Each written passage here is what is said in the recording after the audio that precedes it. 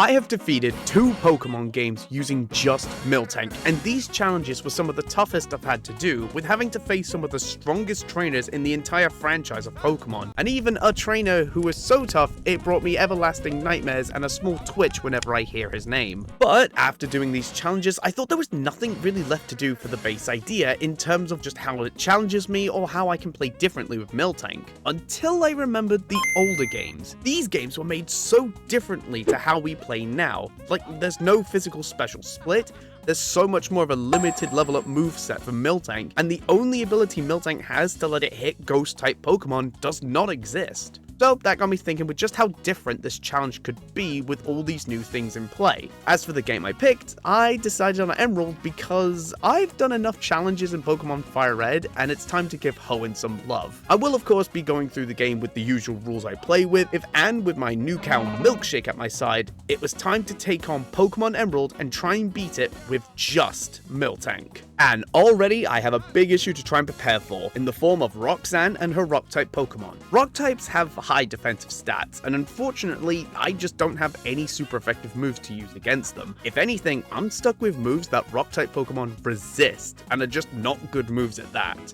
I wasted no time in training up Miltank to make sure it got the move Stomp. Although it's still resisted by Roxanne's team, it gives me the chance to flinch the opponent, which is something and still better than Tackle. On entering the gym, I felt like I was going to have a stroke of luck when I instantly got a crit. But that was pretty much all the luck I got, and my whole plan sort of fell apart. The Geodudes were able to stall out the attacks, and by the time I got them in red, Roxanne would just heal them. And they were just spamming Rock Tomb, which lowered Miltank's speed, making Stomp's flinch chance just pointless, since I was now going second. By the time I got to Nose Pass, it just was living everything. I didn't have enough Stomps, and it was using Harden, which kinda cost me the match. I trained up Miltank just that little bit more, and during the second match I came a lot closer to winning, but still ended up falling flat on my face because, yeah. So I ended up saying bugger it and trained up Miltank until it had Milk Drink, which works perfectly around my no healing items in battle. Thanks to Milk Drink, Milkshake was able to heal stall out and end up in a weird tackle battle with Nose Pass, and after a long, annoying battle, Milkshake was able to pull out the win, earning me the first gym badge. Honestly, I have never struggled so much with a gym ever in my life, and this is just the first thing I have to face. I've got so much more to worry about. Backing myself out the gym, I got roped into helping some guy who got robbed, and also needed to save some dude's bird, but my mind wasn't really focused on helping them. I was too busy worrying about the next gym leader, Brawly and his fighting types. So I was now moving on from one gym that resists Milkshake to the next gym being super effective against Milkshake. I wouldn't be too worried about this gym because Miltank has good attack, good defense, and a better base stat total than his entire team. But all of his Pokemon do have the move Bulk Up, a move that raises the user's attack and defense. So not only can they get stronger, but they can also defend against my attacks, all wrapped up in one nice big middle finger of a move. So, whilst doing an errand of delivering a letter to some fossil-crazed rich dude, I tried to train up Milkshake against every trainer I could find. And by that, I mean I trained up Milkshake against 2 fishermen outside of the gym and the gym trainers. I didn't gain much experience from these battles, and it didn't leave me with much choice but to take on Brawly, where the battle was super easy. Machop managed to get off one bulk up, but then it lost because it tried to heal. Metatype was a simple Oko, and then the Makuhita was a simple 2-stomp knockout. So, did I just waste your time explaining all the problems with Brawly only for it to be over in like a minute? Yes. Yes, I did. And Milkshake's power trip didn't end there, as the trainers and wild Pokemon didn't really get higher in level, meaning they were all 1 or 2 shots at worst. Thanks to that, I got into Slayport, passed some parts to someone, managed to take out some Team Aqua Grunt, and then absolutely decimate May's team. To be honest though, although the battles were really easy, I welcomed all the experience I could get, because I was going to need it for the next gym, being up my least favorite type, Electric, thanks to a very certain scientist, and for the reason of paralysis. If Milkshake gets paralyzed, then it will have a 20% chance of not being able to move. Thankfully, there are only 2 Pokemon that have Thunder. Wait a minute. Oh no, that's a Magneton, isn't it? Oh god, please, not another Magneton! With that knowledge, I tried to train up Milkshake against every trainer I could find, and also found a guy who sold attack-enhancing drugs that I used to power up Milkshake even more. So with Milkshake as best prepped as I could get it, I challenged Watson, where the first part went really well. His first 2 Pokemon were taken out with a single hit, but then came the dreaded Magneton, where even being over-leveled and more attack power, it still didn't do a lot. But it did more than I was expecting, so there was that. Unfortunately, the Magneton did get off a Thunder Wave, and then I realized I forgot to give Miltank a Cherry Berry. So I just got really unlucky with the power rolls, causing me to lose the battle.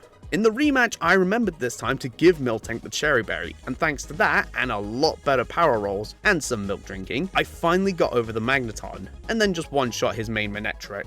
This battle could have been so much worse. Still, it's nice not having to deal with a man and his Magneton for once. Oh god, I still have the memories. Anyway, I decided to head up to Full Arbor Town to check out some of the meteorites, but found out the leading researcher had been taken by Team Magma to get their hands on his prize meteor. By the time I got there to stop them, they had already taken it and darted for Mount Chimney, where I gave chase and for the first time ran into their boss, Maxie, where things took a bit of an unfortunate turn. When the battle started, I was getting really bored of just clicking Stomp for every battle, so I decided to try and use a defense skill powered up rollout. But during that setup, the mighty Anna managed to get off 2 sand attacks, effectively blinding Milkshake, and now I had to roll the dice and go through a lot of misses to finally get through his team to get to Camerupt. But even facing all of the misses, the stupid Camerupt added a cherry on top by burning Milkshake, and when burned, it halves the damage of all physical attacks, which is all Miltank has. So I ended up just losing that battle. I lost an entire battle just because I got bored. Now that is stupid. So I went back and spam Stomp on his entire team. Even with the battle now over, my headaches with burns weren't over yet, as I now had to plan out how to take on Flannery and her fire types. Flannery is well known for her powerful Torkoal Sunny Day Overheat setup, which has been a trial for players to get over even with a full team. So for me and just my cow, all it would take is one burn to really mess up my chances of winning. However, I do have one advantage in the form of Milkshake's ability. Normally in these runs, I'd run it with Scrappy to handle ghost types, but that ability doesn't exist in this gen. So I had to run with the ability Thick Fat, where it resists fire and ice attacks. But just in case Milkshake does get burnt, I did give it a Rust Berry. The battle plan for Flannery was to try and set up a defense kill rollout and sweep, which did work this time, completely flattening her team. So, did I once again waste your time explaining a gym only for it to be over in another minute? Yes. Yes, I did. With that done, I now had to plan out how to take on my sorry excuse for a father, Norman, but I didn't really have a plan going into this gym because I didn't think it would be too bad, until I was facing one of the gym trainers and a slack-off used counter on me. Oh dear god. With that scare, I did do a double check on Norman's team, and his slacking does have counter. And yawn. So that could present a problem, as counter deals double the damage the user just took from a physical attack, which is all I have on Miltank. And Yawn could just make it so that I'm waiting many turns for Miltank to wake up whilst it's being beaten up in its sleep. There wasn't much I could do to counter the Yawn situation, except give Miltank a berry to wake up if needed. That I completely forgot to give it before entering the battle, so oopsies on my part. Thankfully though, the counter to counter is possible thanks to Slacking's ability, Truant. This ability makes it so Slacking will be lazy every other turn, meaning I just have to hit the Slacking on the lazy turn with Stomp and then defense kill when it tries to counter. And after a while, I managed to finally beat Slacking. That managed to get off a Yawn on the final turn. But with how bulky Miltank was after using so many defense kills, it just absorbed the attacks, woke up, and then destroyed the rest of his team. My trials with gym leaders didn't end there though, as I now instantly had to figure out how to take on Winona and her flying types. The plan for this was the same as Flannery's, hit them with defense kill powered rollout, and try and steamroll the team. Although this time, Winona has more Pokemon than Flannery did, meaning I have to hit all 5 rollouts and kill each Pokemon with them. And all it takes is one miss, one avoid attack, one protect, and I could be in serious trouble, especially with that Altaria. If this thing starts setting up Dragon Dances, then this thing could absolutely destroy Milkshake. So with nothing to do but pray to the luck gods, we started the battle, and holy crap, somehow, someway, I managed to hit all 5 rollouts, killing each of her Pokemon. What's weird is Winona could have saved herself with Pellet Burst Protect, but didn't. So now the 6th gym badge was mine. Having grounded Winona's team, I was training up Miltank against the route trainers until I came across some Team Aquagrunts who were climbing up Mount Pyre, and after me chasing them up there, I found Archie at the summit taking the red orb and discovered Maxie had already been there and taken the blue orb. I swear to God, why make your whole team a certain color and then think you need the opposite orb of that color? That aside, I got down the tower and went straight to Mount Chimney to infiltrate the Team Magma base, and oh my god, I don't have strength. Thank you. Now with strength, I could get into the hideout and just in time to see Maxie use the blue orb to awaken the red Groudon, which of course went wrong. I then got a call that Team Aqua had stolen a submarine and were going to attempt to do the same with Kyogre, though I had to bust into their base, but I had just missed them. Being unable to chase them without dive, I went to challenge Tate and Liza at Moss Deep, and oh my god, I forgot this is a double battle. Okay, so I've got some issues to work around. The first big issue is that this is a 2v1, which could result in Miltank taking so much more damage than it can handle. The second issue is that this is a psychic type gym, meaning a lot of special attackers, which Miltank would struggle against with its really crap special defense. So this gym had me a wee bit stressed if I didn't already have a secret weapon. See, back at Mount Pyre, I did a bit of research and found out I could actually get the TM for Shadow Ball, which normally would be a special attack. But back in this generation, ghost type moves are all physical. Why are they? I don't know, but I'm gonna take it. So I decided to replace Rollout with Shadow Ball and also replace Defense Code with Return, a move that gets stronger the more happiness Miltank has, and after all the win it has, its happiness is officially maxed out. After some training against the gym trainers, I got into the battle with Tate and Liza, bringing in my fly user Pelipper just to spam Mist and hopefully take some hits off Milkshake, but it ended up dying before I could do anything. Milkshake, on the other hand, was able to one-shot Xatu before it could do any sort of setups. Then we set our sights on Lunatone since I knew it could set up barriers and have a powerful Psychic on it. And with that shut down, we went for Soul Rock before it could set up a one-shot Solar Beam. Claydol was there the whole time, but it just kept using Earthquake, which Miltank took completely fine, and after a couple more turns, Claydol went down. The 7th gym badge was now mine. Finally done with that, I came out of the gym to see Team Magma attacking the Moss Deep Space Center in order to acquire fuel for something. And after watching them slap a rich kid across the face, I decided to step in and join the rich kid in stopping Maxie and his team for the final time. That just left stopping Archie, though I got the HM for dive and dove into the Seafoam Caves, only to find Archie using the red orb on the blue Kyogre, enraging it, causing it and Groudon to start the end of the world. Nice work, guys. This is really what you wanted. Of course, in this major crisis, everyone, for some reason, turned to me to fix it, and to go and get Daddy Rayquaza to go and discipline his fighting children.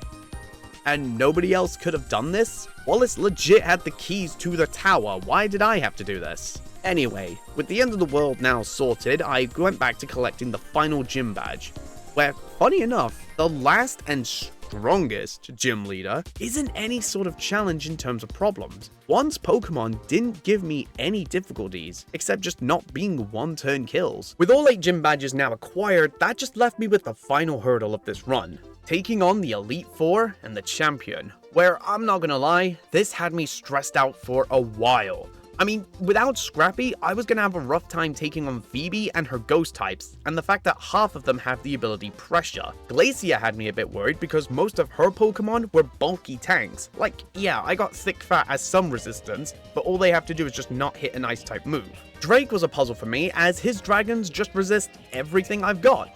And do you know what the cherry on top of all this was? Most of the good hell items I would use at this point are either locked behind the postgame, they don't exist yet, or have some really stupid means to get them, like the Black Belt being on some random trainer's Machamp you steal off in the 4th rematch. Who the hell thought that was a good idea? Hell, who the heck approved that idea? It took a lot of thinking, and honestly the best plan I had was to just try and power my way through. So I had to get to work in gathering as many rare candies as I could to power up Miltank, and then start work on the moveset. Over the course of this adventure, I already had been thinking of the final moves I needed. The moves that remained the same were Shadow Ball, so I could handle Phoebe and her ghosts, and also Return, as it had a higher attack power than Body Slam thanks to Miltank being at max happiness. The new moves were Brick Break, so I could handle Sydney's dark types and break Glacier's ice types. And then I settled on giving Miltank Ice Beam. Yes, it's weaker due to not a good special attack stat, but it was something to handle Drake's dragons and be super effective against them. Item-wise, I gave Milkshake the Shell Bell, as it was the best item I could do at this point and would help heal Milkshake if needed during the battle. Having prepared as best I could, I started the final challenge, and first up was Sydney, where straight away his Mighty Anna had Intimidate, which lowered Miltank's attack stat. But I already had a counter for this in the form of an X attack to boost Miltank's attack by 2 stages. But I did make a rule where I could only use this once per battle. Although while setting this up, Mighty Anna still got off a couple of sand attacks. Even with that, Milkshake was doing fine, until Cacturn appeared and used Swagger. Milkshake was now lowered in accuracy, confused, and had a +3 attack, meaning hitting itself in confusion resulted horribly for us. Thankfully, after a couple of self-slaps, Milkshake snapped itself out of confusion and then destroyed the rest of Sydney's team.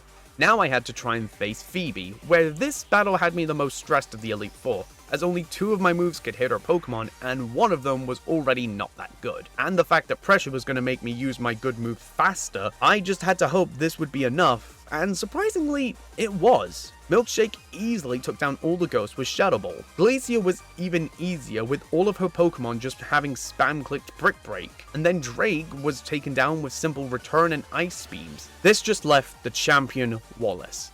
He was the reason I was so stressed out for this final hurdle, and was the reason I powered up Miltank so much. Wallace's team had so much for me to worry about. His Gyarados had Intimidate, his Wailord had High Defensive, hell, he had 2 Pokemon on his team with Toxic. I ended up using a damage calculator for the first time ever to make sure I could pick the right moves to the right Pokemon. And I'm not gonna lie, this threw my brain for a loop, but I got there in the end, so yay me for learning something new. Before entering the battle though, I taught Milkshake Earthquake in place of Ice Beam, and then walked in to face my final trial. I started the battle with Milkshake letting off a full power return against Wallace's Wailord, taking it out, then used Earthquake to stop Tentacruel or getting off any sort of Toxic. Ludicolo trying to mess with Milkshake a bit by setting up some double teams, but we were able to find the real one and take it down. Then came out Wishcash, where Milkshake was able to land a crit, OHKOing it. Gyarados was a bit of a headache for us to take on, as Wallace was keeping it alive using all 4 of his full restores. So after some work, it eventually was defeated. Finally came Milotic, where Milkshake took all of its strength and hit it with a double return to finally end this battle and the run. After all that, it was finally over. I had defeated Pokemon Emerald with just Miltank. In the end, this was so much more difficult than the ones before, as I had to work around so much more with so much less. And honestly, the research was crazy to do and see if this challenge was even possible. Nearly every gym leader provided a challenge for me to work around, and that's more than any other. If you enjoyed this video, please consider subscribing. It takes a lot of work to edit these videos and put them together, and it means a lot. And try watching some of the other stuff on this channel, as they're fun to do as well. But until then guys, I'll see you all in the next adventure.